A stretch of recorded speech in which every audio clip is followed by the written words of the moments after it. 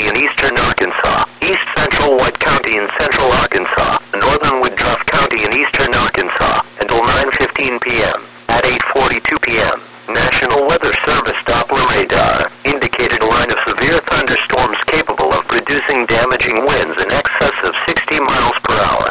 These storms were located along the line extending from 8 miles west of Clifton to near Russell and moving east at 65 miles per hour. Penny-sized hail may also accompany these damaging winds.